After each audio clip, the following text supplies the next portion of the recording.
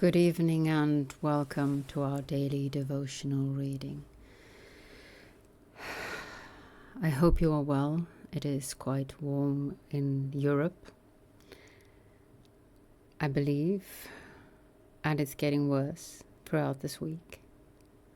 Worse if you're like me and you prefer typical European weather. Hence, I have my urukai hairstyle. I always feel like I look like the urukai with this hairstyle. But maybe you don't see it. Maybe I can help you see it. If you don't know what you're dropping into, this is actually a make-believe monastery and we're reading Plato. But I do want to do my urukai bit first. Let's see if I can do this. I am urukai. See? The hairstyle does it. It brings out the hobbit eater in me. Careful. Now that I've scared you. Hopefully. Let's relax. Turn inward. Prepare ourselves to receive the words of Plato. To receive maybe even some whisper from Sophia herself. Wisdom.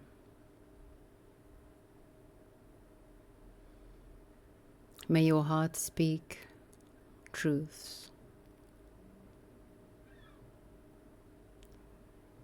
And may your heart share with you things that I cannot.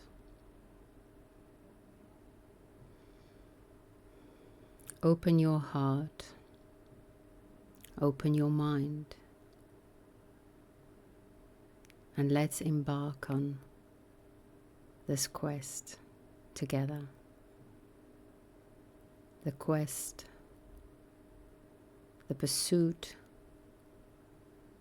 of a growing knowledge of what's good and what's evil. Says the urukai.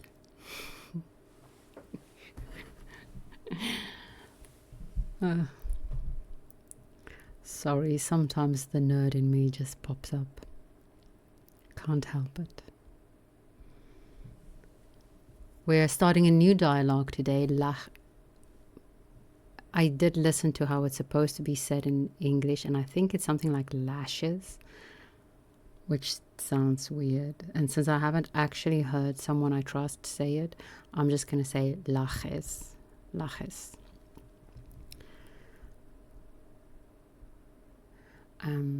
It is also known as the dialogue on courage.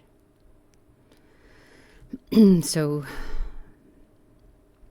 may be appropriate that I show up as urukai. Lysimachus. You have seen the exhibition of the man fighting in armor, Nicias and Laches. But we did not tell you at the time the reason why my friend Melesius and I asked you to go with us and see him. I think that we may as well confess what this was, for we certainly ought not to have any reserve with you. The reason was that we were intending to ask your advice. Some laugh at the very notion of advising others, and when they are asked will not say what they think. They guess at the wishes of the person who asks them, and answer according to his, and not according to their own opinion. But as we know that you are good judges and will say exactly what you think, we have taken you into our counsels.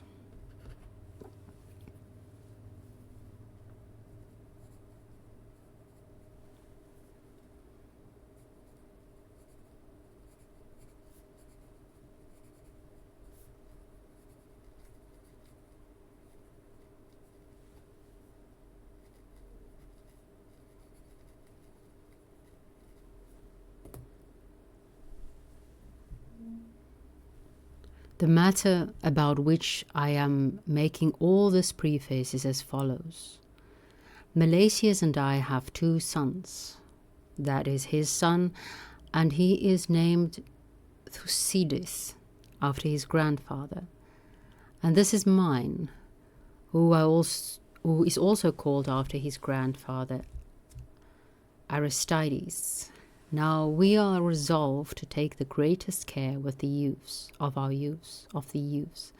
and not to let them run about as they like, which is too often the way with the young, when they are no longer children, but to begin at once and do the utmost what we can for them. And knowing you have sons of your own, we thought that you were most likely to have attended to their training and improvement. And if perchance you have not attended to them, we may remind you that you ought to have done so, and would invite you to assist us in the fulfillment of a common duty. I will tell you, Nicias and Laches, even at the risk of being tedious, how we came to think of this.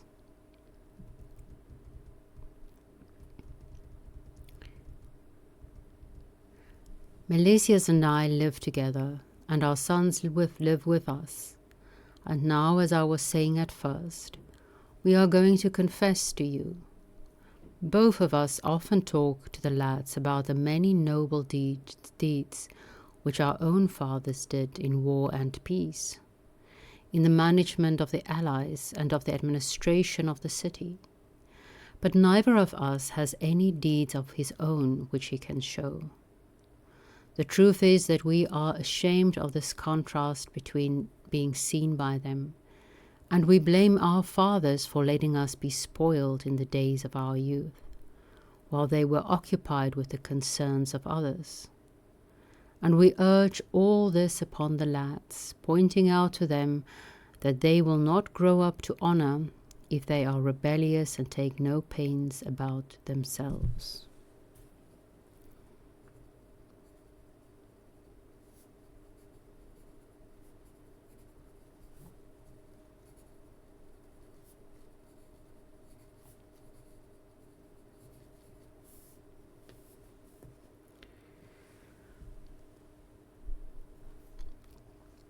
But that if they take pains, they may, perhaps, become worthy of the names which they bear.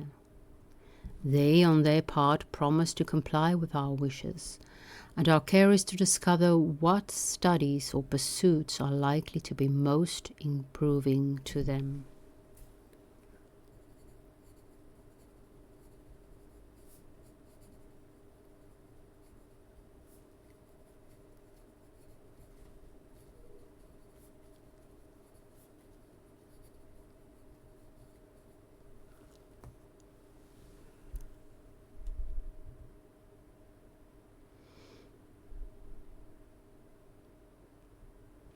Someone commented to us the art of fighting in armor, which he thought an excellent accomplishment for a young man to learn.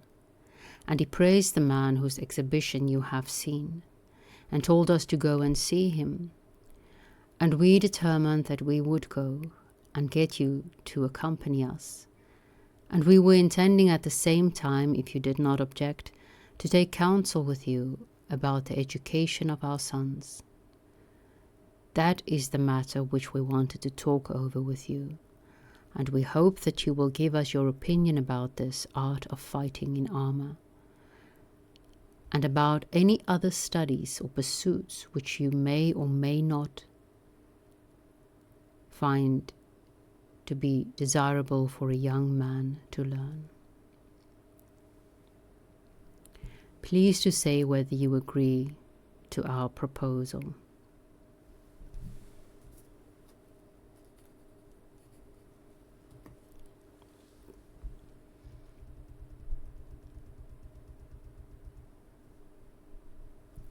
Nicias. As far as I am concerned, Lysimachus and Milesius, I applaud your purpose and will gladly assist you, and I believe that you, Laches, will be equally glad. Laches, certainly, Nicias, And I quite approve of the remark that Lysimachus made about his own father and the father of Milesius, and which is applicable not only to them but to us, and to every one who is occupied with public affairs. As he says, such persons are too apt to be negligent and careless of their own children and their private concerns. There is much truth in the remark of yours, Lysimachus. But why, instead of consulting us, do you not consult our friend Socrates about the education of the youth? He is of the same deme with you, and is always passing his time in places where the youth have any noble study or pursuit, such as you are inquiring after.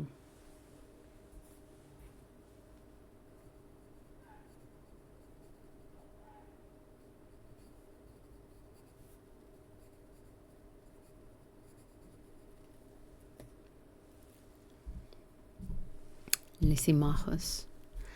Why, Laches, has Socrates ever attended to matters of this sort? Laches. Certainly. Lysimachus. Nicias. That I have the means of knowing as well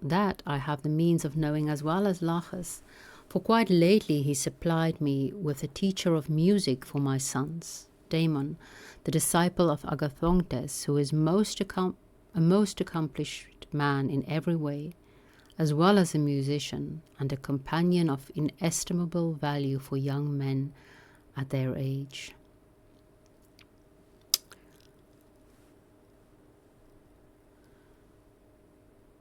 Lysimachus.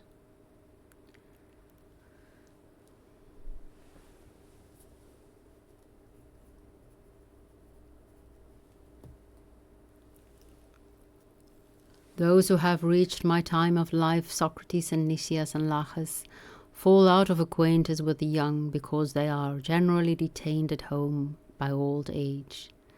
But you, O son of Sophroniscus, should let your fellow demesmen have the benefit of any advice which you are able to give. Moreover, I have a claim upon you as an old friend of your father, for I and he were always companions and friends, and to the hour of his death there never was a difference between us. And now it comes back to me, at the mention of your name, that I have heard these lads talking to one another at home, and often speaking of Socrates in terms of the highest praise. But I have never thought to ask them whether the son of Sophroniscus was the person whom they meant.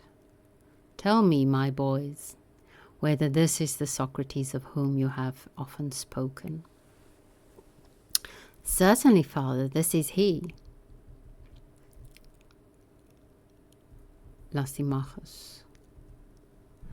I am delighted to hear, Socrates, that you maintain the name of your father, who was a most excellent man, and I further rejoice at the prospect of our family ties being renewed.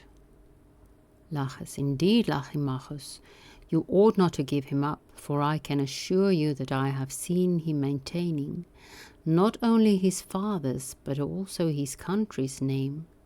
He was my companion in the retreat from Delium, and I can tell you that if others had only been like him, the honor of our country would have been upheld, and the great defeat would never have occurred.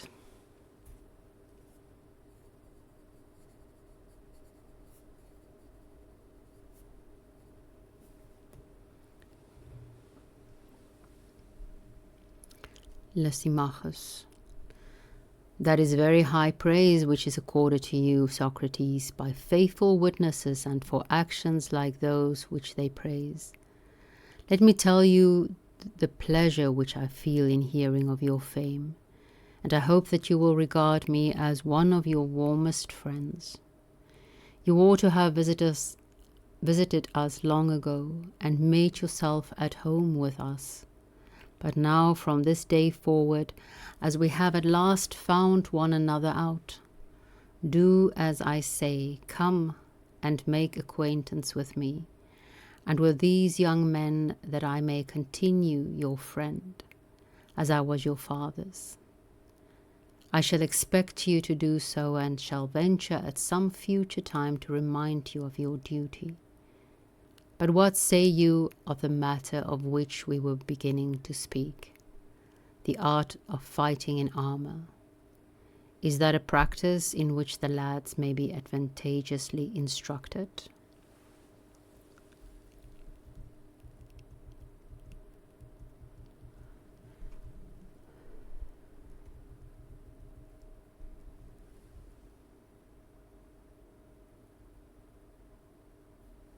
Socrates. I will endeavor to advise you, Laches, as far as I can in this matter, and also in every way will comply with your wishes. But as I am younger and not so experienced, I think that I ought certainly to hear first what my elders have to say, and to learn of them. And if I have anything to add, then I may venture to give my opinion to them as well as to you. Suppose, Nicias, that one of or other of you begin.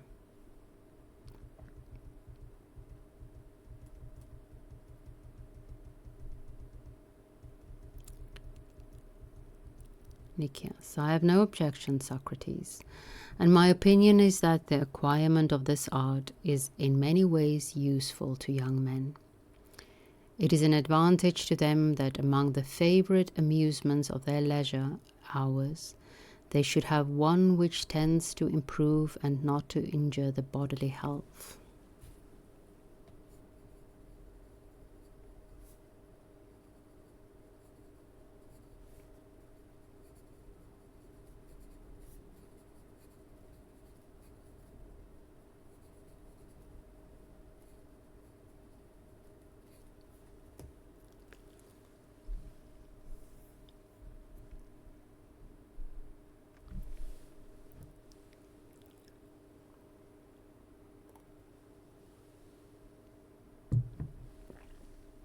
No gymnastics could be better or harder exercise, and this, and the art of riding, are all arts most befitting to a free man. For they only who are thus trained in the use of arms are the athletes of our military profession, trained in that on which the conflict turns. Moreover, in actual battle, when you have to fight in a line with a number of others, such an acquirement will be of some use, and will be of the greatest whenever the ranks are broken and you have to fight singly, either in pursuit when you are attacking someone who is defending himself, or in flight when you have to defend yourself against an assailant. Certainly he who possessed the art could not meet with any harm at the hand of a single person, or perhaps of several, and in any case he would have a great advantage. Further, this sort of skill inclines a man to the love of other noble lessons, for every man who has learned how to fight in armor will desire to learn the proper arrangement of an army, which is the sequel of the lesson.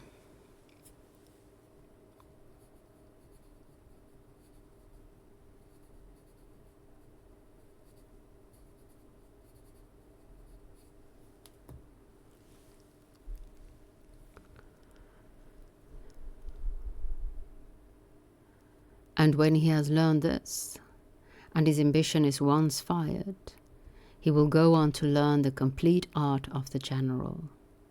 There is no difficulty in seeing that the knowledge and practice of other military arts will be honorable and valuable to a man. And this lesson may be the beginning of them.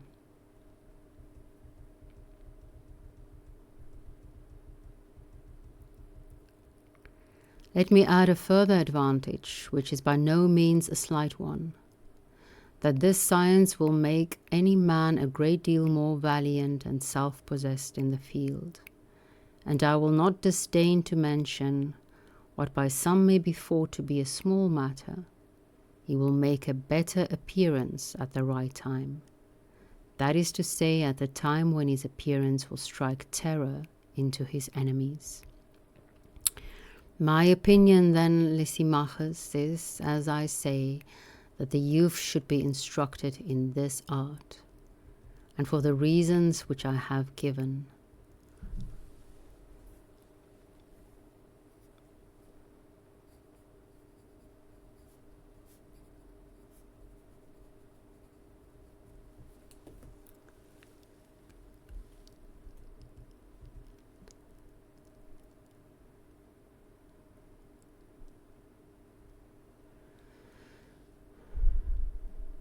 But Laches may take a different view, and I shall be very glad to hear what he has to say.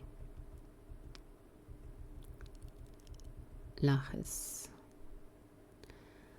I should not like to maintain, Nicias, that any kind of knowledge is not to be learned, for all knowledge appears to be a good.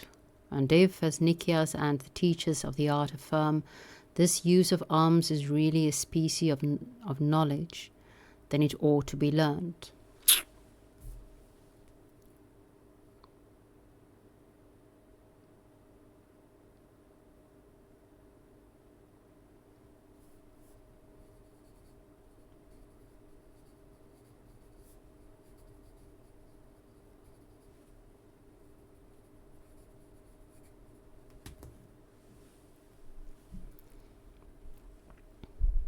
But if not, and if those who profess to teach it are deceivers only, or if it be knowledge but not of a valuable sort, then what is the use of learning it? I say this because I think that if it had been really valuable, the Lacedaemonians, whose whole life is passed in finding out and practicing the arts which give them an advantage over other nations in war, would have discovered this one.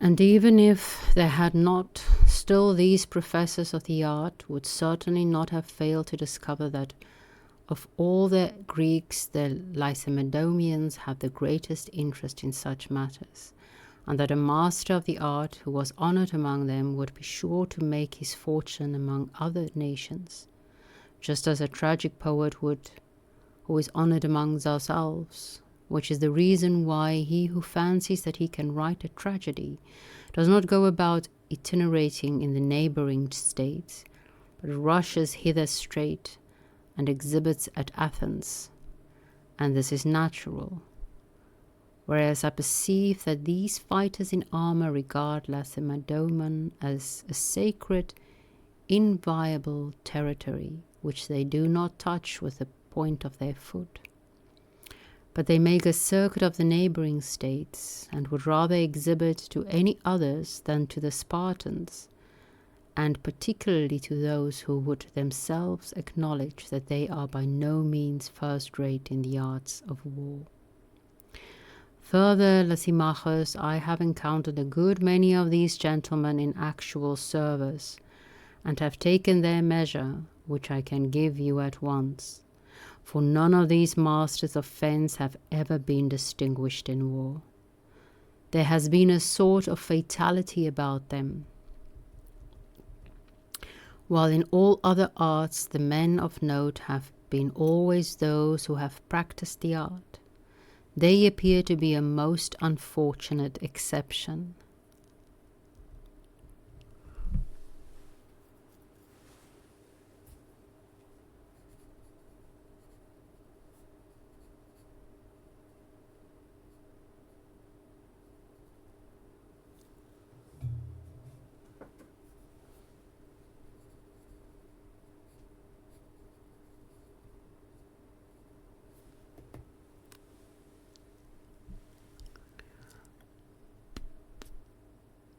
For example, this very Stesilas, whom you and I have just witnessed exhibiting in all that crowd and making such great professions of his powers, I have seen at another time making, in sober truth, an involuntarily exhibition of himself, which was a far better spectacle. He was a marine on board a ship which struck a transport vessel, and was armed with a weapon, half spear, half skiff. The singularity of this weapon was worthy of the singularity of the man. To make a long story short, I will only tell you what happened to this notable invention of the skiff spear. He was fighting, and the skiff was caught in the rigging of the other ship and stuck fast, and he tugged, but was unable to get his weapon free. The two ships were passing one another. He first ran along his own ship, holding on to the spear, but as the other ship passed by and drew him after as he was holding on, he let the spear slip through his hands until he retained only the end of the handle. The people in the transport clapped their hands and laughed at this ridiculous figure. And when someone threw a stone which fell on the deck of his feet, on the deck at his feet, and he quitted his hold of the skiff spear, the crew of his own trim also burst out laughing. They could not refrain when they beheld the weapon waving in the air, suspended from the transport. Now I do not deny that there may be something in such an art, as Nicias asserts, but I tell you my experience. And as I said at first, whether this be an art of which the advantage is so slight, or not an art at all, but only an imposition, in either case such an acquirement is not worth having.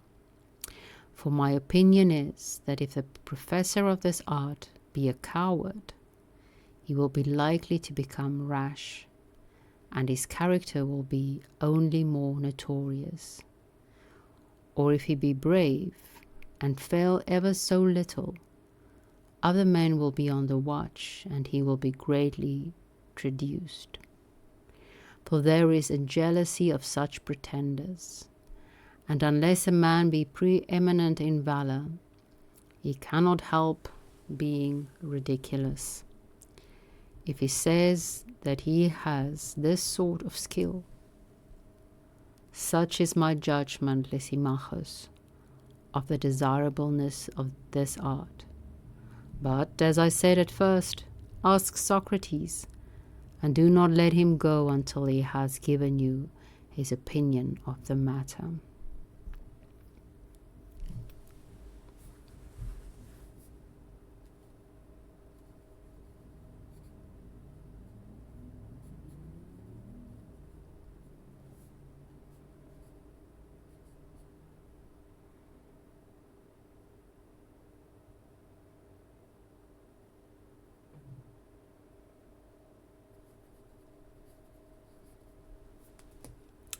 Thus far our scripture of the evening.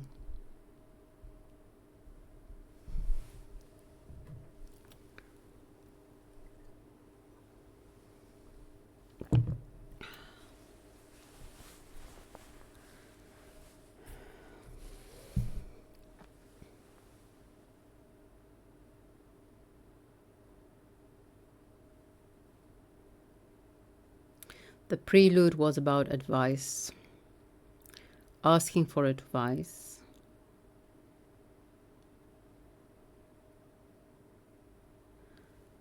and stipulating what you want to hear. True opinion of the other. I was thinking as I was writing that, because they say if you ask some people for advice, they would just tell you what they think you want to hear.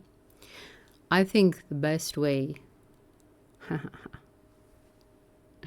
first, I have to preempt that with what Folly once said, that advice shouted out at the void is kind of at best ridiculous, at worst harmful, because you do not know the person. So maybe just see how it lands for you. I hope this helps. Advice, I think the best way to give advice is to maybe state what you think the other person wants to hear, explicitly saying, I think what you want to hear is this and this and this. And then stating either whether you agree or whether you disagree. And if you disagree, state your opinion. Because if someone asks for advice, I mean, it does happen that people ask for advice and the only thing they really want to have is someone else confirm what they already believe. That is often the case, actually. But still, I feel it's our moral responsibility as friends to state both. What we think they want to hear, explicitly mentioning that, and then what our true opinion is.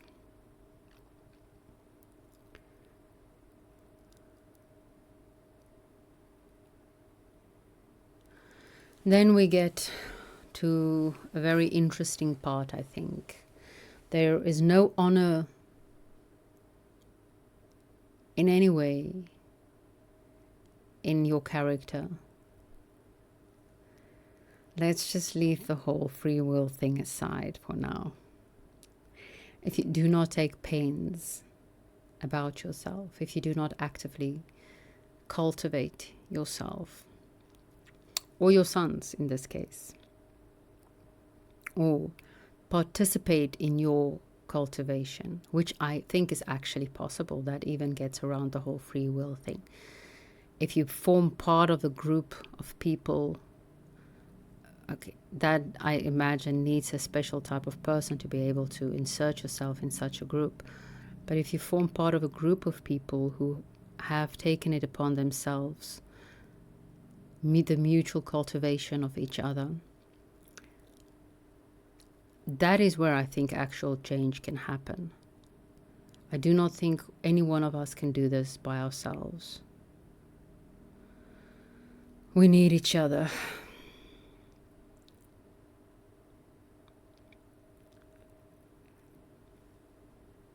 And like, for instance, in a monastery. Monastic, I read in, now it's not close by, in that book, means the solitary one. So there's something kind of ironically hilarious about me conducting this make-believe monastery from the privacy and solitariness of my own home. It's as it was originally meant to be.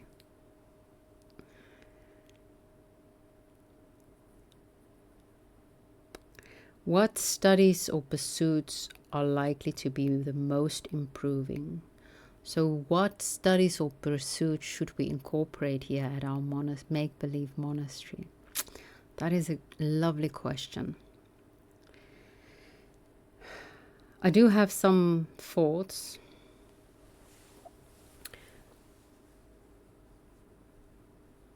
Socrates, one of the ways that I try to improve myself is by hanging, as Socrates did apparently, by paying a lot of attention to the noble youths. That was the literal words used in this. Socrates spending a lot of time around the noble youths. So hey, even I have something in common with Socrates. Who would have guessed? Not me, not I.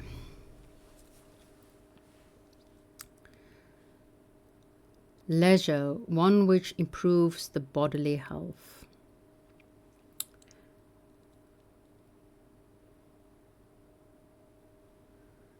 All knowledge appears to be a good, but what is the most valuable type of knowledge? Because we do, alas, in this level of reality, have limited time and attention and energy and all those nice resources. What should we do What studies pursuits are likely to be the most improving? I wrote down, look at those whom you admire, because he uses the example of the Spartans as great warriors, if you want to learn the art of being a warrior. Look at those you admire and see what they do, especially what they did to cultivate the skills that you admire most in them. So, seeing that I spend a lot of time paying attention to my noble youths, they came to mind. Folly quite recently wrote something about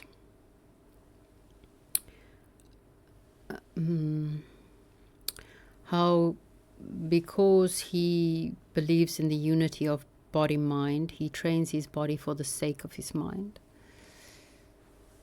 So this whole pursuit of bodily health, one which improves the bodily health, Folly adheres to, and I would also advise.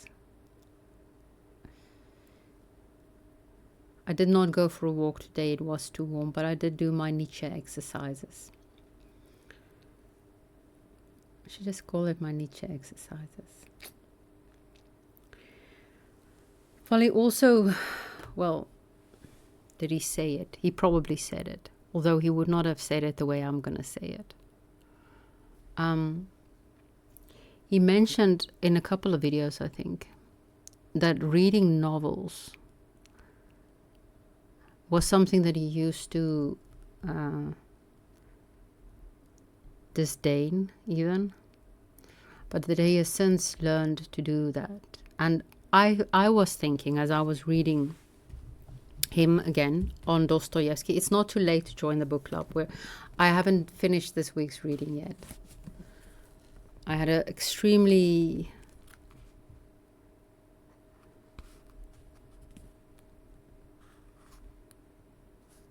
skole-filled day, a lot of leisure, and literally just lying on the ground for a while because it was coldest on the ground. But so I haven't read everything yet, but I did read Folly on it. And I was thinking that the thing I admire most about my noble youth is not so much just the fact that they're smarty pants and educated at well established institutions, but there's a hint of wisdom in them at their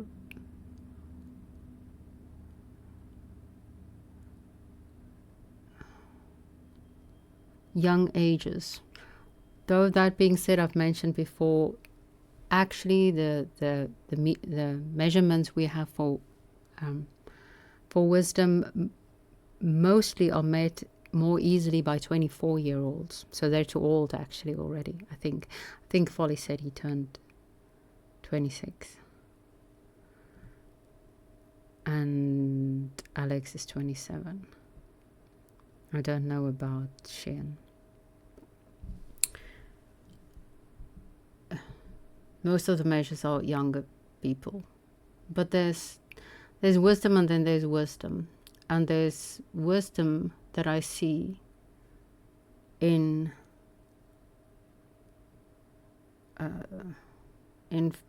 Folly that I think he gained from reading novels. So I would highly recommend reading novels as a pursuit to improve yourself.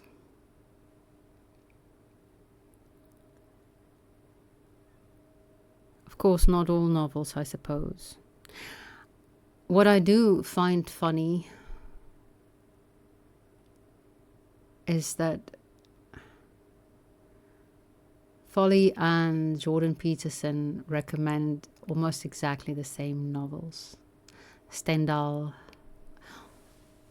Oh, there's a few that Folly recommends that Jordan doesn't. Dostoevsky, of course, both are big fans.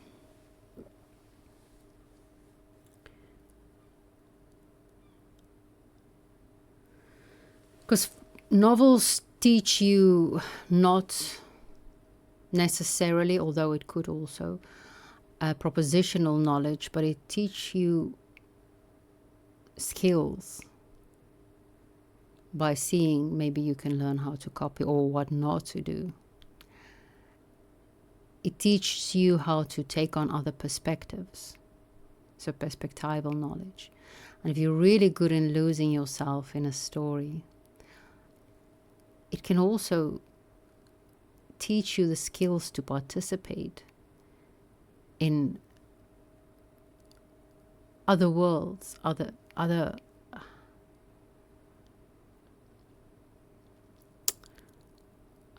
places,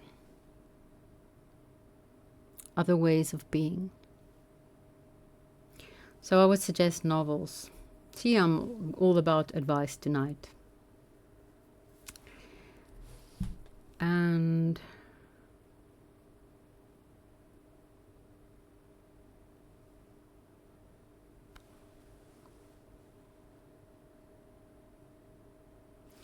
yeah, I don't know anymore.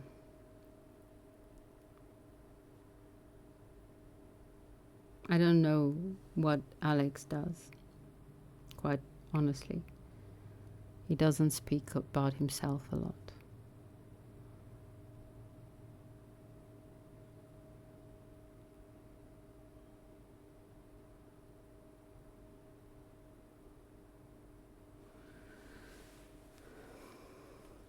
Socrates, here and in other dialogues, for instance, we just saw that he was exhibiting temperance in the dialogue we just finished. Here he is held forth as the courageous one, and it will return, I think, him as embodying the virtue which is under discussion. I did think with when they were talking about these armored, fighting in armor, about how Alex is always saying that debating is not really, it's a show. It doesn't really say who is the best at reasoning. It just says who's the best boxer. And only maybe in that particular match.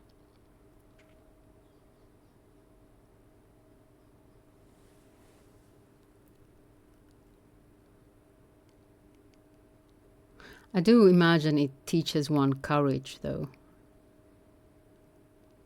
and to think on your feet.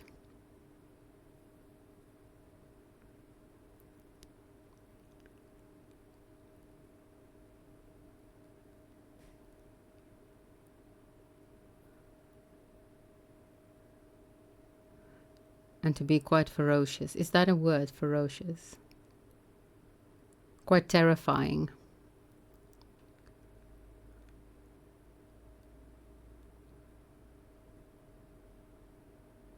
Which the one that say that does help if you learned to fight in armor. You install terror, inflict terror in your enemies.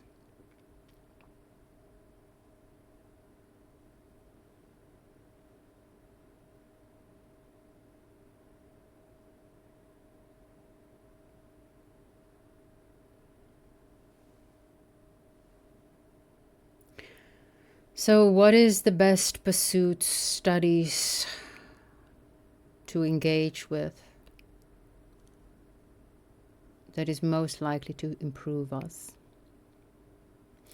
The text I just read on the mystics, the one thing that I felt strong, that I was like, oh yeah, that would be in the monastery, is physical labor. Cultivating the garden, I think that, of course, everyone is different, and you have to see what will work for you, what you will stick with, and also what you need. If you're a very relaxed person, maybe you don't need further relaxing. If you're a very hyper person and you want relaxing, maybe, depends on your needs. And they speak about, the passage I read was about, it's going to be a long one. Why am I so long tonight? About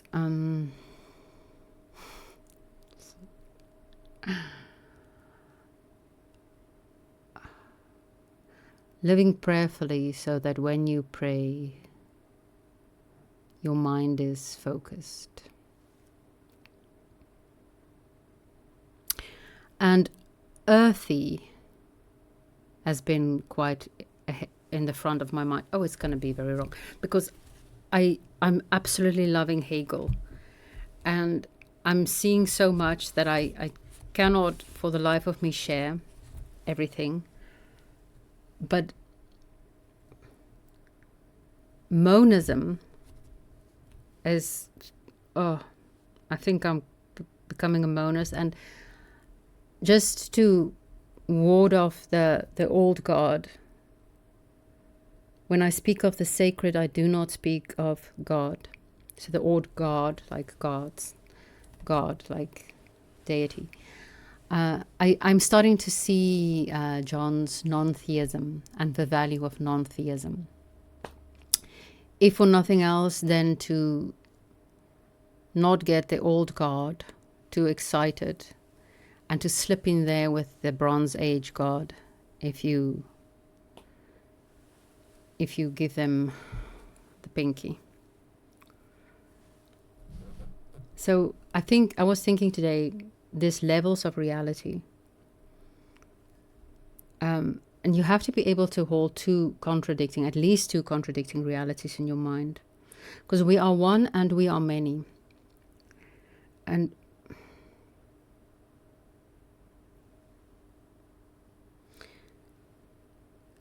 if you only focus on this level of reality, you could become like Muiznov. I'm speaking Karamazov now, Brod Karamazov, who is like social status is the only thing that matters to him, or like a shallow sensualist. But I do think that it is important to be embodied and to have an earthy existence. To keep in mind the fact that we are all one. It's like, I'm so convinced about that at this stage. Like, I don't even doubt that everything is one. Like, and I don't know what exactly that implies, or what the implications will be. But on one level of reality, we're all one. Everything is one. Like, when I say we, I also mean this book. And on the other, we're sensual beings. And that is, I think, where my whole thing of like, yes, to me, I can totally see that Jesus is alive, though not having risen from the dead. But he's not here. And here now is the sensual being, the earthy. And there is as much sacred in that than in the being one. And then I come back to paying attention. Long time ago, but I haven't finished this. I started doing this book. Basically, it says drawing, and that's why I draw. Drawing is a training in paying attention, and then practicing this side of your brain. Yes, your right brain. So for those interested, I did draw again today. He looks more like Tony Stark's dad than like him. But more like Tony Stark's dad. The previous one is more him, I think. He looks quite pensive here. But so paying attention is really any skill that can help you pay attention to this world. I think I will also encourage. Music, poetry, memorizing poetry. I should do that. I decided that I want to do is a Tao Te Ching. I want to memorize that, but I haven't started yet. Bad, Sally. And what's... And yeah, playing, whatever that means for you. Playing, I think, is a very good way. I got this today. I still need to make it. I'm going to make it myself, but I ordered it from... I need to mix everything. But I ordered it from Athens to have something special in the game. Yeah, I'm so sorry that I was rambling so much today. Hopefully you got so scared by my Urukai interpretation that you did not dare move a muscle and that you listened to everything. Or hopefully you got so scared that you ran away right at the beginning already. I do think it's very interesting things to think about, though. And I think that's where Aristotle will also be very helpful. Like how to live the best life to become a person of noble character. What skills... this is something that I wonder about a lot. What skills do I need to cultivate with my limited time? So it is something that I'm really interested in. Hence the 54-minute rambling. I hope